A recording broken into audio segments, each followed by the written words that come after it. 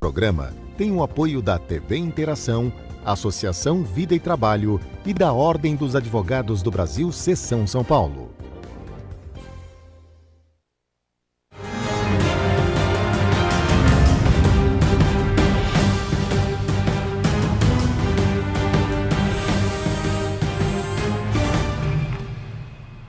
Alô, amigos, bem-vindos ao Gente que Fala. Estamos na TV aberta, canal 9 da NET, canais 8 e 186 da Vivo.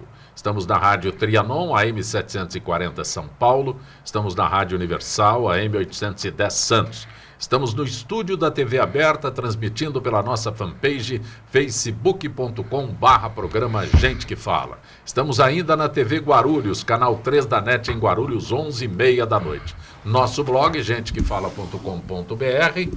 E hoje, uma edição especial Gente do MPD que Fala. Parceria do Gente que Fala com o movimento do Ministério Público Democrático, apoio do Instituto Ética Saúde. Convidado especial, promotor de justiça, responsável direto pela realização do Gente do MPD que Fala. Era presidente do MPD, Movimento do Ministério Público Democrático. Hoje é presidente do Instituto Não Aceito Corrupção, mas graças ao seu empenho é possível esta parceria. Dr. Roberto Liviano. Prazer tê-lo aqui, doutor Liviano. O prazer é sempre meu, Zancopé, e aos queridos telespectadores e ouvintes do Gente do MPD que Fala. Doutor Liviano, nós estamos terminando o ano. É a última quinta-feira deste ano de 2018, né? Estamos às portas de um novo ano. E neste ano o Ministério Público, né? Tudo que aconteceu foi um ano de muita batalha, mas o Ministério Público teve destaque, bastante destaque. Alguns dizem que apareceu demais e outros dizem que deveria ter aparecido mais. Como é que o senhor analisa esta situação de momento, neste ano que passou, com relação a críticas? Elogios nem sempre são feitos, né? Mas as críticas sobre a participação do Ministério Público neste ano de 2018. Bom, Zancopé, Barack Obama já disse que nós devemos prestar atenção naqueles que criticam, né? A bajulação, o excessivo elogio, ele não ensina muito. É um reconhecimento, mas não ensina muito. Mas eu penso o seguinte, dizer que houve exagero na presença do Ministério Público, eu atribuo a isso ao excesso de casos, principalmente, relacionados à corrupção que nós temos, né? Nós temos ela numa dimensão endêmica, né? Não fomos nós que produzimos esses casos. Se nós nos omitirmos, nós teremos prevaricado. Cabe a nós trabalhar. Quando o médico atende as pessoas que estão doentes, quando tem um surto de determinada doença, o médico não tem nenhuma responsabilidade por aquilo. Ele tem uma função social de cuidar, de proteger as pessoas, de cuidar da saúde delas. Eu faço uma comparação aí com o Ministério Público. O promotor, ele não tem nada a ver com a criação desses casos, né? Ah, mas o trabalho do Ministério Público impactou na atividade econômica porque as construtoras tiveram problemas. Bom, então que se estabeleçam construtoras honestas, que cumprem a lei, né? O Ministério Público não vai deixar de trabalhar por causa dos impactos econômicos. Nós não podemos permitir que a corrupção prevaleça como sistema, né? A própria Convenção da OCDE, no artigo 5º, diz que não se pode deixar de punir a corrupção empresarial sob o argumento do impacto na cadeia econômica. Isso é descumprir o dever. Então, o Ministério Público esteve presente porque procurou cumprir de maneira corajosa, de maneira dedicada, o mandamento constitucional, que é de defesa da sociedade, da ordem jurídica, do regime democrático, da proteção do patrimônio público, da infância e juventude, dos idosos, meio ambiente, consumidor. Nada mais aconteceu do que o cumprimento de um dever, né? Se pessoas individualmente erraram, as pessoas que detectaram este erro, que levem os casos à Corregedoria, ao Conselho Nacional do Ministério Público. Afinal de contas, somos homens e mulheres falíveis. Se falharmos, precisamos e devemos ser controlados e punidos pelos nossos erros. Mas eu tenho a convicção que nós acertamos muito mais do que erramos. E não é justo sermos demonizados e punidos por termos defendido a nossa sociedade, por termos cumprido o nosso dever. por nos indignarmos contra a corrupção. Doutor Liviano, sempre eu anuncio aqui, quando nós iniciamos essa parceria, o senhor era presidente do movimento do Ministério Público Democrático e hoje é presidente do Instituto Não Aceito Corrupção. Quando o senhor se apresenta como presidente do Instituto Não Aceito Corrupção, qual é a resposta das pessoas? Porque parece que não aceito corrupção é bom para os outros, né? A cultura brasileira falou assim. Falou muito bem. Eu vou te dizer que eu coleciono essas reações, né? E com certeza daria para escrever uma crônica sobre essas reações. E existem reações diversas. Muitas pessoas, para minha felicidade, reagem de uma maneira interessada, de uma maneira positiva, né? Até quando eu vou fazer um cadastro em algum lugar e me pergunto o meu e-mail, roberto@nãoaceitocorrupção.org.br. A reação é positiva, é boa. Bom, como que eu faço para ter um e-mail como esse? Já me perguntaram. Falei, se você criar um instituto de combate à corrupção, você vai poder usar o nome da entidade e criar este e-mail, né? Mas existem pessoas que também reagem com risinhos, né? Esse risinho ele pode ser um deboche, pode ser a percepção de alguém que acredita que isto sempre foi assim, não vai mudar. Tá certo? Pode ser decorrente de uma série de coisas que Freud explica, né? Mas o fato é que o Instituto Não Aceito Corrupção foi fundado em julho de 2015, está firme e forte. No dia 12 de dezembro vai receber o Prêmio Transparência e Fiscalização Pública pela presidência da Câmara dos Deputados, prêmio que é conferido há 15 anos pela Comissão de Fiscalização e Controle Público. Esse ano serão premiados o Instituto Não Aceito Corrupção, Transparência Internacional Brasil e o Governo do Ceará, pelo trabalho de promoção da transparência e combate à corrupção. Então a melhor resposta é o trabalho. Eu vou insistir nessa pergunta. O senhor não sente que está nadando contra a correnteza? Olha, Zancopé, eu já senti tristeza e frustração em vários momentos e sinto isto muitas vezes. Este é o momento que eu destaco. Isso, eu sinto essa tristeza, essa frustração em vários momentos. No entanto, eu procuro ter uma percepção do processo histórico como um todo e não olhar apenas a árvore. Eu procuro olhar para a floresta, né? Se a gente voltar no tempo, olhar 10, 15, 20 anos atrás, a gente percebe que hoje nós temos uma situação nova, ainda que difícil, ainda que complexa. Nós percebemos que gente poderosa é alcançada pela lei, é presa, é processada e é punida, né? Se voltarmos no tempo, nesses anos passados aí, isso era extremamente raro, para não dizer impossível, né? Então nós estamos vivenciando um processo de mudança, de cultura, né?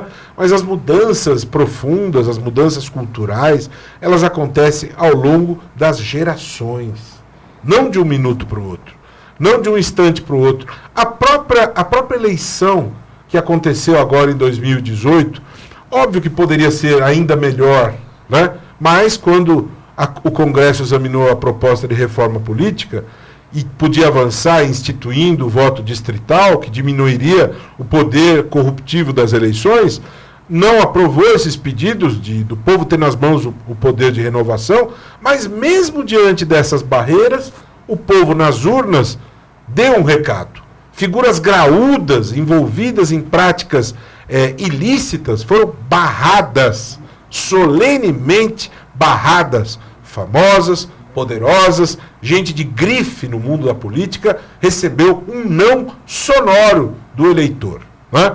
Só para se ter um pequeno exemplo ilustrativo disso, dos 33 candidatos ao Senado à reeleição, apenas 8 tiveram êxito. Significa que 25% apenas chegaram lá. E 75% não chegaram lá. E aí se incluem pessoas como Romero Jucá, investigado na Lava Jato, Edson Lobão, investigado na Lava Jato, tá certo? Incluem-se aí outros candidatos que não era a reeleição. O próprio presidente do Senado. Pois é, o próprio presidente do Senado, Eunício Oliveira, bem lembrado. Dilma Rousseff, que foi alvo de um processo de impeachment, quis ser senadora e foi barrada. Eduardo Suplicy não tem investigações por corrupção, mas é uma figura que o povo não queria mais que fosse o representante. Figura desgastada. Figura desgastada. As pessoas quiseram renovação na política, né? Então tudo isso tem um significado importante. Aécio Neves e Gleisi, se fossem candidatos ao Senado, muito provavelmente não teriam sido eleitos. Tiveram que postular uma cadeira na Câmara, onde é muito mais fácil a eleição, onde a quantidade de votos é menor, onde o desgaste dificulta menos a eleição, né? E não foi fácil a eleição deles. Então, esse é um recado importante de que as coisas estão mudando, mas é necessário mudar muito. Para o Brasil passar por um momento totalmente novo, nós precisaríamos ter aqui uma revolução na educação. Educação emancipa o povo. Aí o povo aprende a votar. Dá clareza às pessoas do que está envolvido. Aí o povo aprende a votar, o povo aprende a fiscalizar, o povo aprende a monitorar com mais propriedade os projetos em discussão, percebe o impacto que isso causa na vida das pessoas, exige mudanças como a PEC 333, que pretende eliminar o foro privilegiado, se engaja nessas lutas e não vai para a avenida simplesmente para fazer uma foto para postar em rede social. Lógico que postar foto em rede social, essa interação faz parte da vida. Mas existe uma questão mais profunda, como dizia Lima Barreto, que disse que no Brasil não existe povo, mas apenas público, querendo se referir à falta do senso de reivindicação. Nós precisamos deixar de ser público e precisamos ser povo, que luta, que reivindica, que quer conquistar cidadania, que dá o sangue pela luta democrática contra o foro privilegiado, para criminalizar o Caixa 2 e não permitir que isso se torne algo que é banal, que é geral, que é todo dia, que luta para que sejam sufocadas as organizações criminosas, asfixiando-as economicamente. Será que um dia nós vamos ter consciência e lutar por isso? Eu espero que sim. Doutor Liviano, quando eu digo o senhor é presidente do Instituto Não Aceito Corrupção, né, aconteceu o quê? O que o Instituto Não Aceito Corrupção fez neste período? Existe quando eu pergunto para o senhor assim, fez o quê? O senhor diz, esta medida é fruto do empenho do Instituto Não Aceito Corrupção. Olha, Zancopé, nós temos orgulho de ter participado de muitas lutas, né? Para citar algumas coisas, por exemplo, uma das que eu mais me orgulho, não é lei, né? Mas é um resultado visível. Durante quase um ano, a Transparência Internacional e a Fundação Getúlio Vargas se debruçaram para construir o maior pacote anticorrupção já feito numa nação do mundo. E apresentaram essas 70 medidas de uma maneira sistematizada, organizada em 12 eixos temáticos. A medida 36, ela é exatamente um trabalho que o Instituto Não Aceito Corrupção premiou, dando oportunidade a todos no Brasil e fora do Brasil apresentarem ideias para aprimorar o combate à corrupção. Premiamos 2 trabalhos.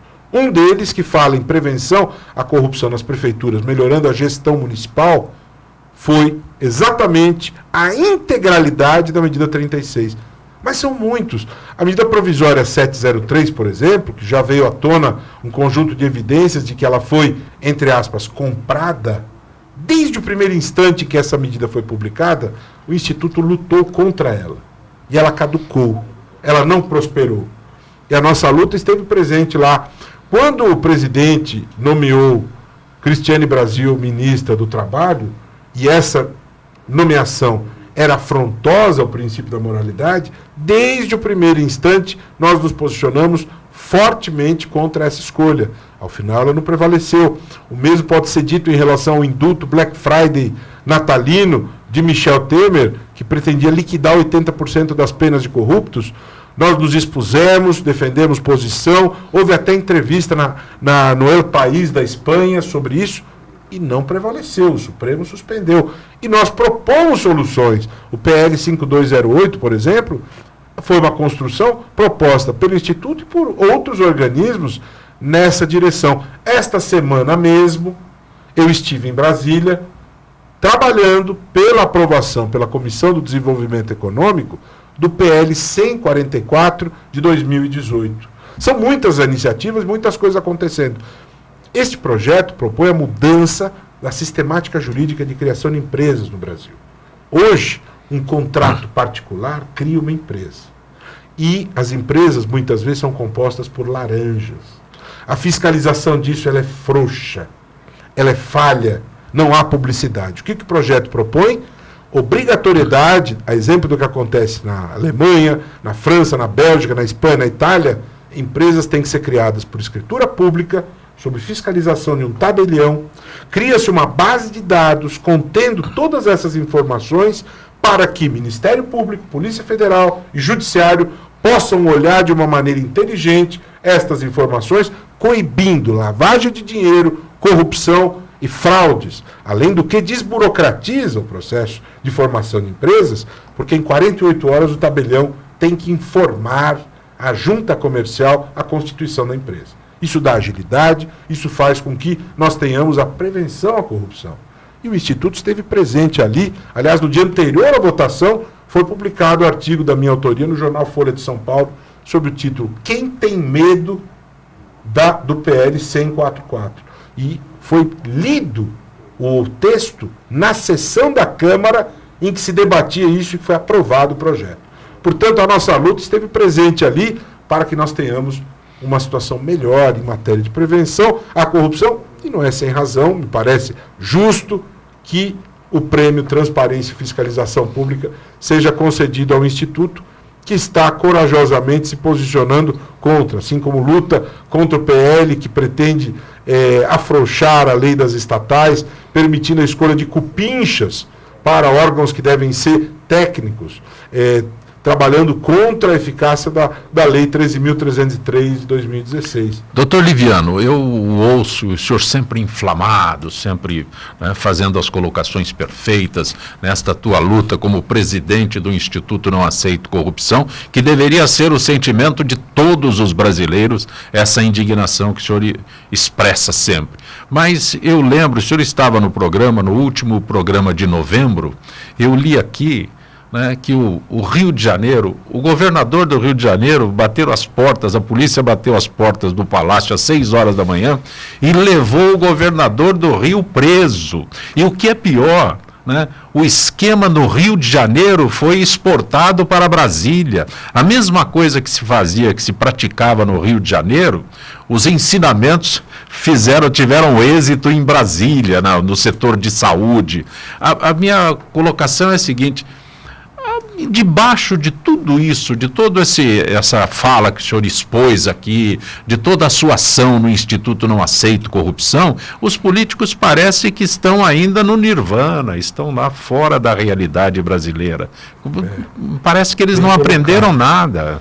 Mas não se pode dizer que isso estão fazendo jantar com guardanapinho. Guardanapos, baile da Ilha Fiscal. Isso. Mas não se pode dizer, Zancopé, sinceramente, que esse seja o sentimento geral. Digamos que... eu não estou colocando o sentimento geral. O que eu estou colocando é que o político está rindo da gente. Aí que está. As velhas raposas, os desonestos, eles estão começando a perceber de maneira mais contundente que o jogo mudou. Mas essa percepção, ela não é imediata.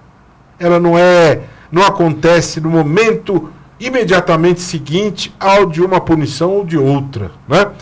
Digamos que a ficha está caindo, mas o cair da ficha, ele não é rápido. Leva um tempo para essa absorção. Já há pessoas que eu tenho certeza que, diante das notícias de responsabilização de gente poderosa, já está refletindo mais.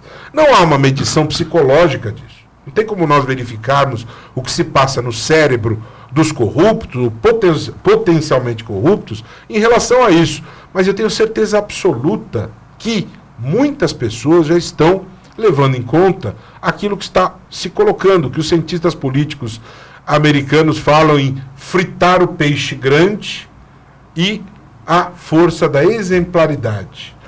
Isso produz efeito, mas só que aqui, como a desonestidade ela é tão desabrida, ela é tão gigante, ela tem uma magnitude tão expressiva, isso é mais difícil, né? E como que nós temos que trabalhar com isso? Lutar incessantemente para continuar punindo com rigor, nós temos que mexer nas leis, esse pacote de medidas para ser trabalhado. A escolha de Sérgio Moro para ser o ministro da Justiça e da Segurança Pública dá alento, porque é um homem que vai comandar essa agenda com braço firme, com braço forte, e é um homem respeitado socialmente, e ele vai com certeza articular o encaminhamento dessas mudanças. Além disso, a escolha de uma nova classe política, um novo grupo de representantes que tenham compromisso com estas mudanças. Por exemplo, o conjunto de entidades que trabalhou pela construção das novas medidas procurou os candidatos, e 45, sendo 34 deputados federais que foram eleitos e 11 senadores foram eleitos, se compromissaram com as novas medidas. Isso é uma estratégia importante, porque você absorve um compromisso de quem vai exercer o poder. Nós precisamos fazer disso um exercício permanente e cotidiano. Nós vamos ter, em 2020, eleições municipais. Aliás, o Instituto Não Aceito Corrupção, preocupado com isso, está trabalhando num outro projeto importante, que é o Controla Brasil. Menos de 10% dos municípios no Brasil têm controladorias.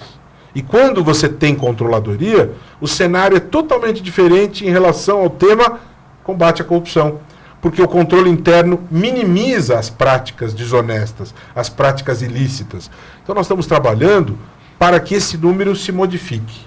Vamos trabalhar para que controladorias sejam instituídas em municípios como, por exemplo, Santo André, em que o prefeito foi morto, em que nós tivemos vários casos de corrupção. Santo André é um município da grande São Paulo que não tem controladoria.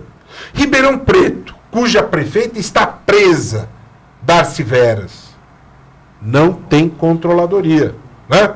Tenho certeza absoluta que se esses municípios tivessem controladorias, a situação poderia ser diferente. Então nós queremos apoiar, dar suporte, capacitar, e esse projeto está se fortalecendo em parceria com a Universidade de São Paulo, de Ribeirão Preto, para que nós possamos fazer com que os municípios tenham controladorias, ajudar a preparar, ter as cartilhas de montagem e implantação e dar suporte às controladorias. Isso é prevenir a corrupção, né? Então, não se pode desistir, né? Eu estou construindo um paralelo da luta contra a corrupção a uma corrida de obstáculos, né? Essa corrida no atletismo, que você tem 110 metros com barreiras, né? Quando o atleta chega no momento final e ele transpõe a última barreira, ele venceu a corrida. No Brasil, a luta contra a corrupção é uma corrida com obstáculos, mas que eles se renovam, né? Vence-se o primeiro, vence-se o segundo, vence o terceiro, mas novos obstáculos se constroem, surgem, né? Então é uma corrida de obstáculos em que os obstáculos eles reaparecem, né?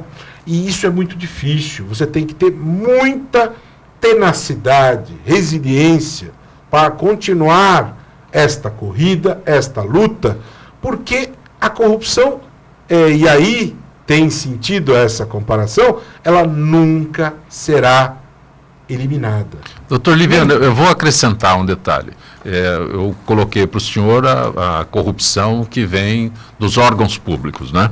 Mas tem um outro aspecto, quando o senhor dirige o Instituto Não Aceito Corrupção e se apresenta, o senhor disse, alguns olham para o senhor com ironia, né?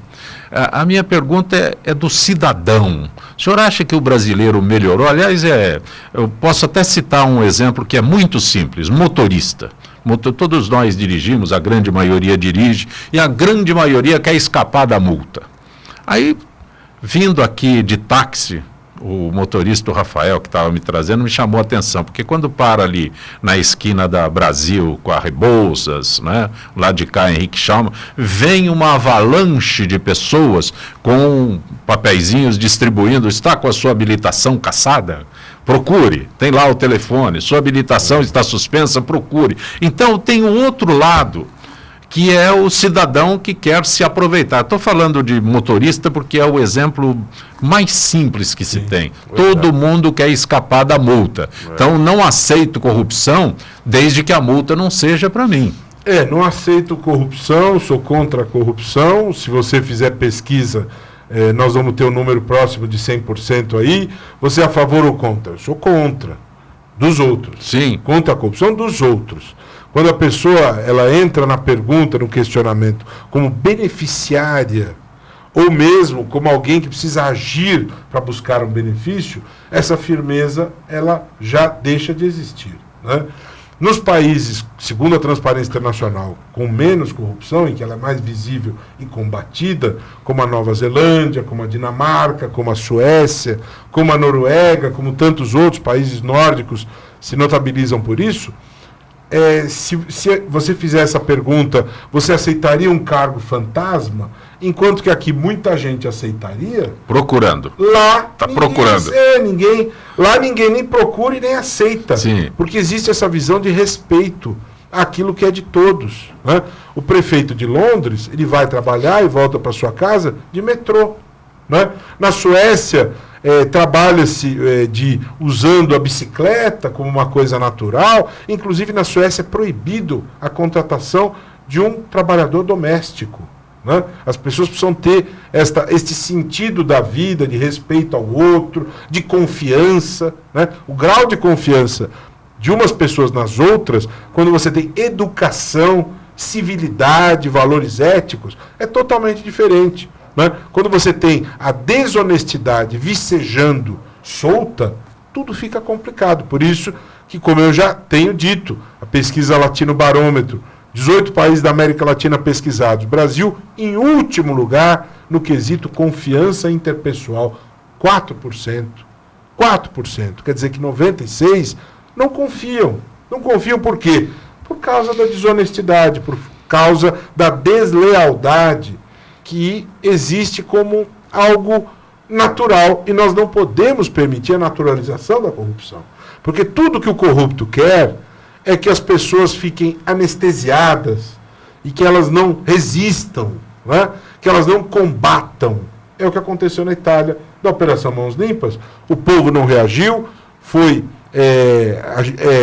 houve ali um posicionamento letárgico, e isso beneficia o corrupto, né? Nós temos que ter combatividade, ir às ruas e, volto a Lima Barreto, sermos povo e não público. Não podemos ser meramente contemplativos, mas engajados, lutar, resistir, denunciar, criticar, combater aquilo que é o errado, divulgar aos filhos quais são os princípios de conduta, que a ética deve ser uma maneira de encarar as coisas e uma forma de comportamento permanente. E aí a pedagogia do exemplo, essa proliferação, a educação, a formação desses novos valores, o combate aos ilícitos, a escolha de uma nova classe política. Ou seja, muitas coisas precisam acontecer de maneira convergente para que essa situação se modifique. Mas, doutor Liviano, voltando aqui ao cidadão, né? Então, imediatamente a gente imagina que a corrupção exista nos órgãos públicos.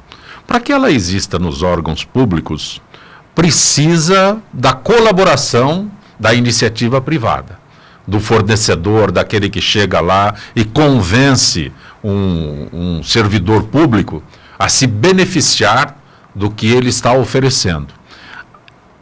Eu quero entender se o brasileiro já assimilou que o problema não é o setor público, o problema está aqui na sociedade, está aqui no cidadão, está aqui na empresa, que hoje fala tanto de compliance, que eu repito, compliance é muito bom na empresa do Dr. Liviano, não na empresa do Zancopé.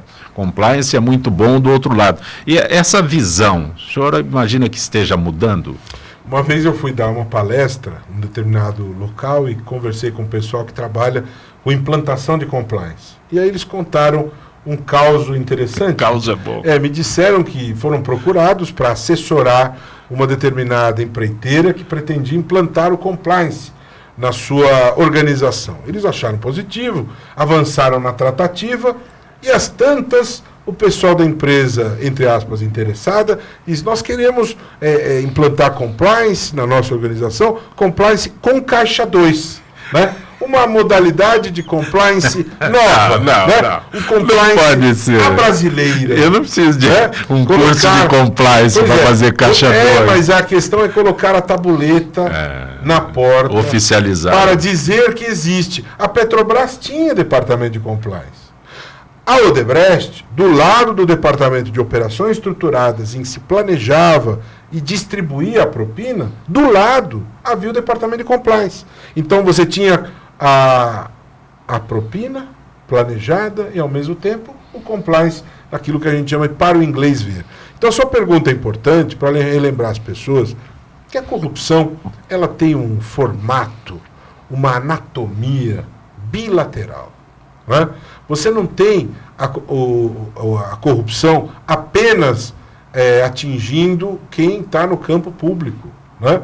Você tem os dois polos do ato de corrupção. Né? Então você tem o corruptor ativo, o corruptor passivo. Como o próprio Código Penal já define punições para o crime de corrupção passiva, punindo aquele que solicita, aceita ou recebe vantagem indevida, e, num outro ponto, pune aquele que oferece a vantagem, o corruptor ativo.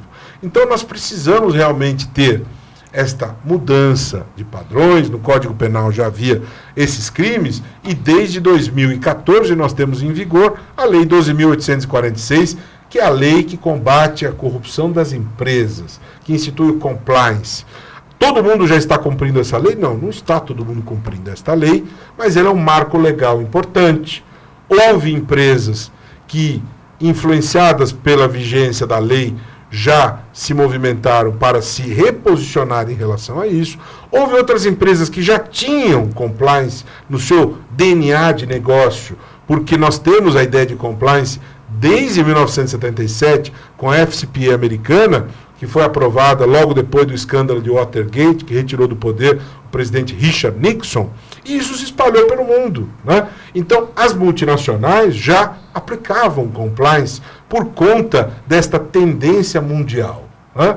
O Brasil começa a trabalhar com isso de uma maneira mais extensa, mais ampla, mas não é um processo que acontece imediatamente. Muitas coisas estão sendo feitas, pactos setoriais, o trabalho da autorregulamentação. Eu defendo, por exemplo, uma medida que precisa ser encaminhada e implantada, porque é necessário sempre a gente se preocupar com a preservação da empresa, sua finalidade econômica, os empregos. Uma empresa que tenha lá seus 10 mil funcionários, quantos deles estão envolvidos na prática corrupta? É a minoria. Né? Então, eu defendo a ideia da pena de perda de controle acionário para aqueles que praticaram o ato de corrupção.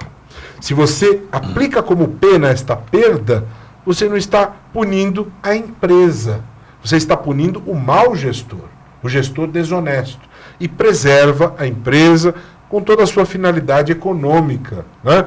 Porque não dá no direito penal, não dá para você confundir os papéis do réu e da vítima, né?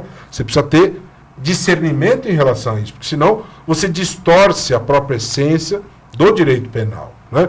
Então, aplicar a pena de perda de controle acionário também é um caminho interessante para você preservar a empresa, mas não deixar impune o ato de corrupção.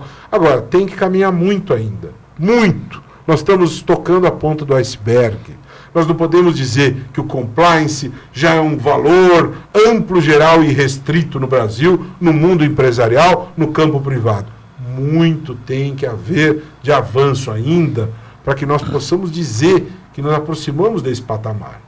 Mas é um processo, é um trabalho que precisa começar em algum momento. Começou, está sendo disseminado, e os empresários já estão percebendo que quando eles implantam compliance, na verdade, eles se tornam mais eficientes para ganhar dinheiro. Porque as pessoas vão começar, e já estão fazendo isso, a consumir produtos de empresas compliance. Vão evitar as empresas não compliance. Né? A prevenção da corrupção significa o quê? Significa justamente ter esta ética no DNA dos negócios da empresa. significa evitar o dano reputacional do processo de corrupção.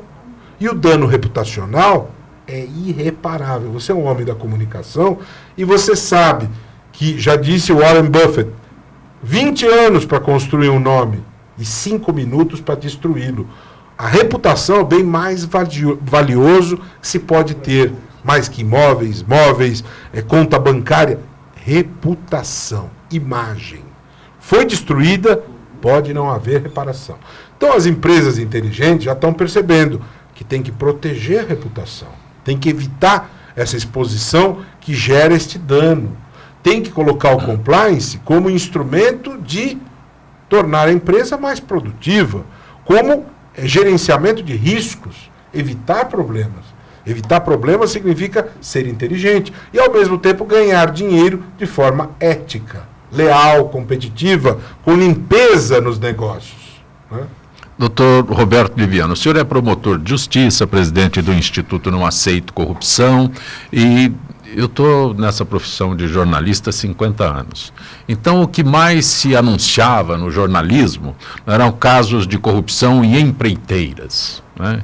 Para construir uma estrada, para construir uma ponte, para construir um prédio público.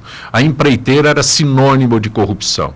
Nestes últimos anos, há bem pouco tempo, né? Aliás, o Instituto Ética e Saúde, que participa conosco aqui no Gente que Fala, abriu esse debate de colocação da corrupção em outros setores. O setor da saúde surpreendeu a todo mundo. Já tivemos o setor de merenda, comida de merenda escolar, comida de preso sendo alvo de corrupção, se descobre. E nesse debate que o Instituto Ética e Saúde proporcionou nesses últimos tempos, né, veio aí à tona a corrupção no setor de saúde, órtese e prótese, sabe? Está vendendo próteses, né, superfaturadas, coisas desse tipo. É muito bem colocado isso. Passou por um outro aspecto, doutor Liviano.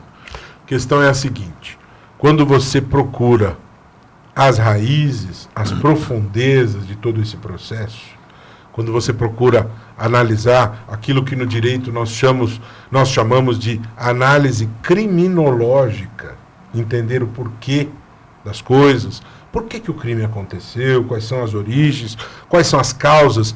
E isso não é trabalhado pelo direito penal em si. O direito penal, ele regula as condutas proibidas, estabelece penas.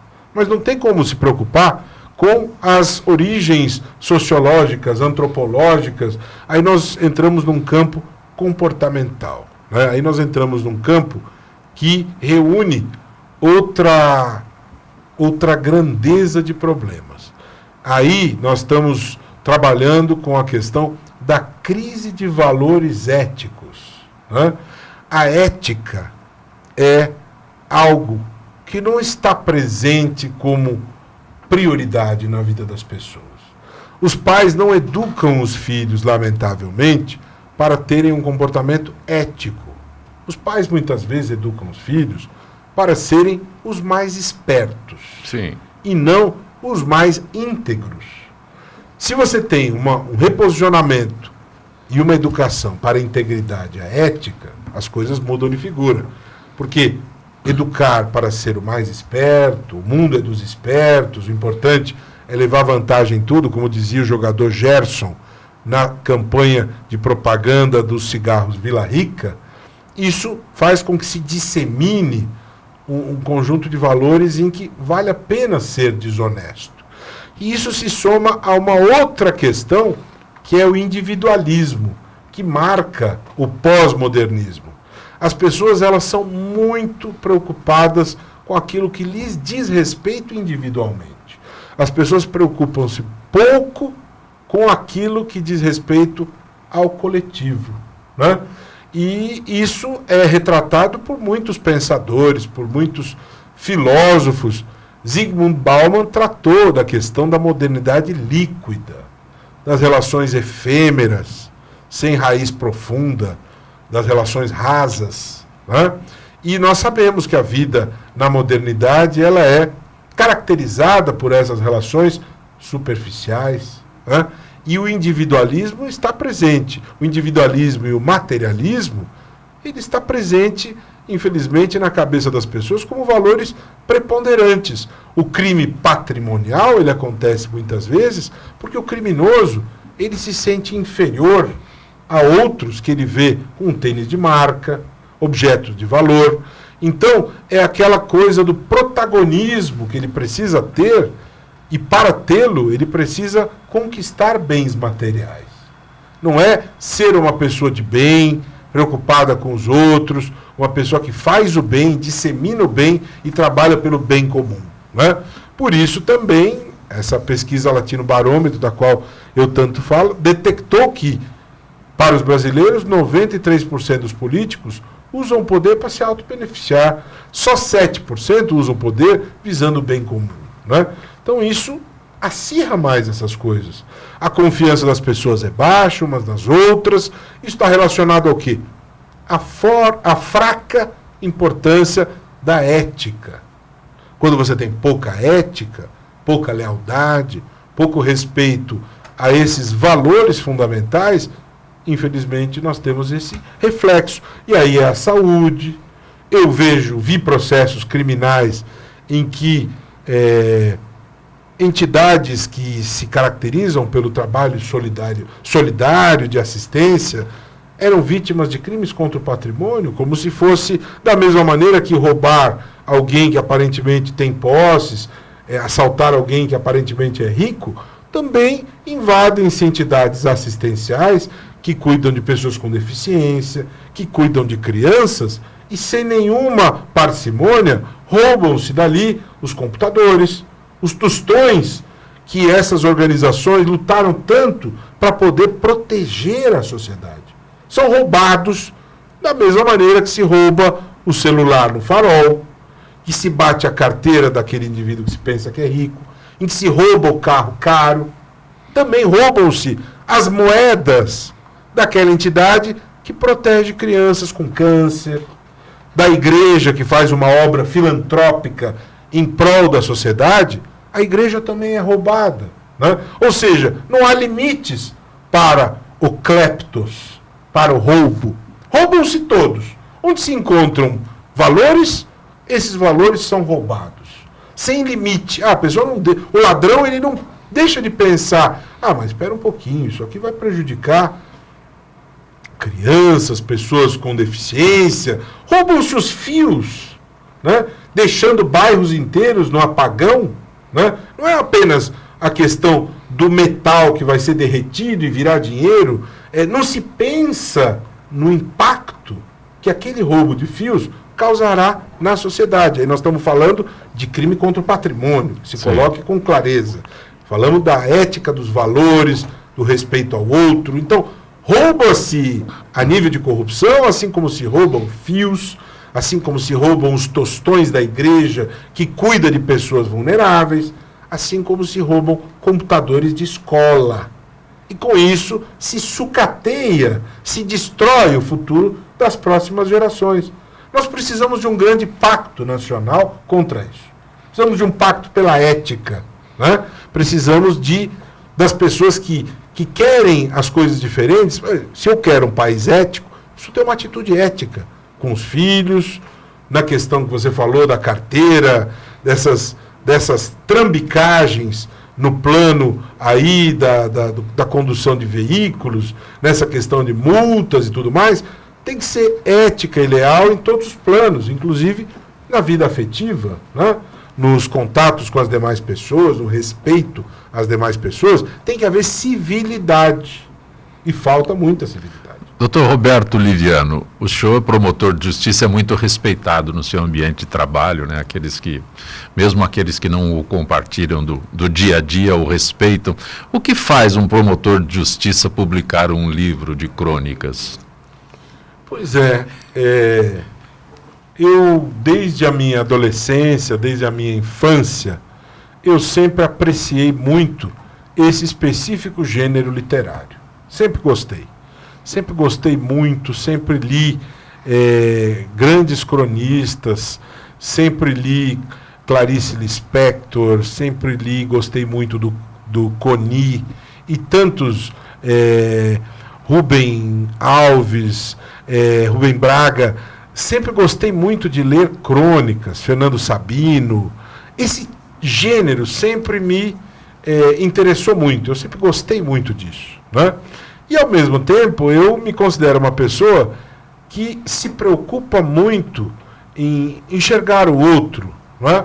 Eu procuro e acredito que seja uma pessoa que tem um grau significativo de sensibilidade, de olhar as pessoas, de observar o mundo. Eu sou um observador do mundo, né? O mundo incluindo as miudezas da vida, né? Eu gosto de observar as miudezas.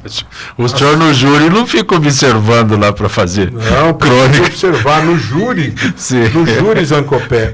Dá elementos para o senhor no júri. Para a crônica. Mas no júri que você citou, o pequeno detalhe pode definir o desfecho de um julgamento. O pequeno detalhe, do ponto de vista efetivo, de ser algo pequeno, às vezes, para o jurado, tem uma importância gigantesca. Às vezes, é a peça do quebra-cabeça que faltava. Aquele pequeno detalhe. Isso me aconteceu muitas vezes no júri. Às vezes, aquele pequeníssimo detalhe, que, na verdade, não é uma prova direta do crime, mas é para o jurado, que é uma pessoa leiga, aquele detalhe que permite a ele reconstruir tudo aquilo que se passou. E eu escrevi um livro de crônicas que eu lancei em 4 de dezembro, e eu reúno ali 50 crônicas nos meus 50 anos de vida, e dei ao livro o nome de 50 Tons da Vida, né? E eu reúno ali histórias que eu vivi como promotor, histórias que aconteceram nos processos. Óbvio que não é um documentário, não estamos falando de algo pesado e rigoroso. Existe molho ficcional nas crônicas, né? Então, a base são histórias vividas, assim como miudezas da vida, como a percepção da movimentação de uma rodoviária. E eu uso rodoviária, como as pessoas usam, eu pego ônibus e procuro observar aquela movimentação de uma rodoviária e tudo aquilo que está em volta daquilo, que significa tudo aquilo, ou uma cena numa feira livre, né? Que no livro tem lá a crônica, As Cores da Feira, em que eu procuro transmitir. O senhor não vai na feira livre? Claro que vou, sempre. O senhor não vai na rodoviária? Sempre vou na rodoviária. Metrô? O senhor não anda de metrô? Sempre ando de metrô, de ônibus. Eu volto do instituto para minha casa de ônibus. Tem um ônibus que passa na frente do instituto e me deixa a 3 quadras da minha casa. Não há nada de errado. E é necessário, aliás, nós precisamos de mobilidade urbana com bom transporte público. Esse é o ideal, né? Que nós tenhamos um bom transporte público. Isso desafoga o trânsito, é normal, eu não tenho problema nenhum em andar de ônibus, de metrô, frequentar a rodoviária, feira livre, o mercado. Desde criança eu frequentei esses lugares e eu penso que isso é natural. Então, as crônicas surgiram nesse observar, nesse exercício de observação humana, que é algo que me é prazeroso, né? E aí eu escrevi, na verdade vou te dizer que, além das 50 que estão no livro, eu já escrevi outras 30. Né? Então eu já tenho um outro livro encaminhado. Né?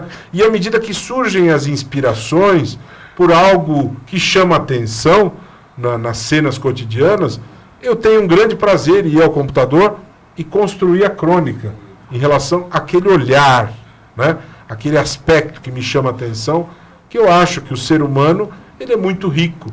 E esse retratar, sempre com o respeito a valores, a ética, e com muito cuidado ao fazer este retrato. O objetivo não é fazer a detração de quem quer que seja, né? Mas nós precisamos mostrar coisas, eu acho. É o compartilhamento de um olhar, né?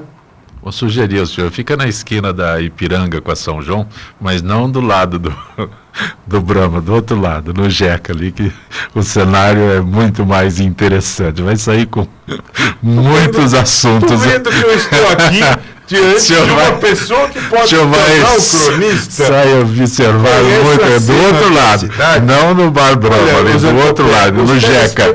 No Jeca, fica do outro lado. O Jeca Tatu foi um herói brasileiro, né? É do outro lado, isso. Então, Zancopé, eu acho que estou diante de um outro futuro cronista. O que o senhor espera desse Bolsonaro que toma posse dia 1º? Olha, o que eu espero é que ele seja um bom governante e que ele zele pela sociedade, que ele respeite a Constituição e que ele faça um bom governo. Eu acho que ninguém tem o direito de torcer para dar errado. Torcer para dar errado me parece algo que se assemelha ao masoquismo, né? Querer que dê errado significa você querer se submeter ao sofrimento. É o quanto pior, melhor, porque de repente isso pode abrir oportunidade para o meu grupo político. Isso não é algo saudável, isso não é algo humano, isso não é plausível, isso não é razoável. Não é um sentimento razoável. O sentimento razoável é a expectativa que funcione. Porque nós já estamos numa situação dificílima. Aliás, eu acho que pelo grau de dificuldades que nós estamos vivendo e pelos dramas cotidianos cada vez maiores, eu acho que nós estamos num bom momento para verificar se Deus é mesmo brasileiro. Tanta gente diz que Deus é brasileiro, tomara que seja e que nos ajude, né? Porque os dramas, as dificuldades, elas são gigantescas. Muita gente deixando de acreditar no Brasil, né? Optando por ir embora, grandes inteligências, grandes cérebros, a juventude desacreditada do país, né? E nós precisamos da juventude aqui, construindo um país melhor, trabalhando, fiscalizando. Se Bolsonaro errar, o erro tem que ser apontado. E ele tem que ter a hombridade de retroceder e corrigir o erro, né? Nós precisamos, assim, solidificar a democracia. E não foi bem, vai ser retirado do poder e outro assumirá. E é a busca do acerto, de um porvir melhor. Em um minuto, o senhor é promotor de justiça, área de crimes. Não, eu trabalho na Procuradoria de Interesses Difusos e Coletivos, principalmente na proteção... Trabalhou? Já trabalhei. Já trabalhou. Principalmente na proteção do patrimônio público. Tudo bem, mas o que eu ia colocar é que o senhor, né, o Sérgio Moro vem desta área da justiça, né, e vai ao Ministério da Justiça. Sim. Qual é a tua expectativa com relação a Sérgio Moro como ministro da Justiça? Por isso que eu coloquei, o senhor foi promotor. Eu tenho uma expectativa positiva. Eu respeito Sérgio Moro, um homem que teve uma trajetória honrada, digna, corajosa e que trabalhou pelo bem do país. Que trabalhou para distribuir justiça de maneira marcante, contribuindo decisivamente para a construção de uma página da nossa história extremamente relevante, em que aquela ideia de que a lei é igual para todos, a ideia da isonomia, se torna algo real e concreto. Esses 22 anos de magistratura federal de Sérgio Moro e a maneira como ele se conduziu e a coragem que ele teve lastreiam a sua ida ao Ministério da Justiça. Nos permitem ter esperança de que ele realmente comandará de maneira eficiente, de maneira boa, positiva para o país, este Comando Nacional da Agenda Anticorrupção, este comando do combate à criminalidade organizada, à lavagem de dinheiro, porque ele está concentrando esses poderes, tanto de ser o ministro da Justiça, como de ser o ministro da Segurança Pública. Eu tenho bastante esperança de que Sérgio Moro fará um trabalho importantíssimo nesta pauta e comandará essa que tem que ser uma prioridade nacional. Porque quando você tem a corrupção no nível que você tem, significa que isso prejudica a saúde pública, a educação pública, a moradia, o direito à moradia, o saneamento básico, a segurança, tudo é impactado negativamente. Então essa agenda precisa ser robusta. E o presidente acertou ao escolher este homem para comandar estas áreas. Lógico que esperamos que ele acerte. Se ele errar, os erros serão apontados. Ele não é um super-homem, né? Mas ele tem credenciais para assumir este cargo, né? E a esperança que ele acerte deve ser o sentimento comum dos brasileiros. Não podemos ficar torcendo, não, porque não gosto desse, não gosto daquele. Essa questão de gosto é para time de futebol, você compra camisa, escolhe, cada um escolhe a sua religião, escolhe o tipo de comida que gosta. São as escolhas do mundo privado. Aqui, a escolha que tem que ser é a escolha da esperança, da torcida, para que dê certo. Doutor Roberto Liviano, neste minuto que nos resta, eu quero agradecer a tua gentileza, a tua participação efetiva para que o Gente do MPD que fala seja uma realidade. É graças ao teu empenho, eu repito sempre, que esta parceria é possível e que ela permaneça aí em 2019. Eu tenho orgulho desse empenho, né? Eu tenho absoluta convicção que o Gente do MPD que fala é um espaço, é uma tribuna em que se debate com absoluta liberdade, com absoluta democracia, com pluralismo, com pessoas de várias áreas, temas absolutamente relevantes para a vida das pessoas. Eu não tenho nenhuma dificuldade em afirmar que o Gente do MPD que fala é um instrumento solidificador e catalisador da cidadania, né? Aquilo que se fala nesse programa ecoa, e tudo farei para que esta tribuna se preserve, se mantenha, que nós tenhamos o debate plural. Muitas vezes eu convidei pessoas para esse programa que pensam diferente de mim, né? Isso é natural, a divergência. Pouco importa o meu pensamento. O que importa é você criar o ambiente para o debate, para a discussão democrática. Isso é que tem que ser preservado. Agradeço ao Dr. Roberto Liviano, ele é promotor de justiça, é presidente do Instituto Não Aceito Corrupção e responsável, repito, pelo seu empenho para a realização do Gente do MPD que fala, que tem apoio do Instituto Ética e Saúde. Estaremos de volta amanhã, sempre com direção do jornalista Fausto Camunha. Gratos, até lá. E da Abraide e também da CBDL, que também nos apoiam nessa empreitada. Vamos lembrar das entidades que permitem com que o programa se mantenha vivo, parceiros, irmãos, que nós possamos também continuar tendo esses apoios e aceitamos mais apoios também para tornar o programa cada vez melhor. Até amanhã.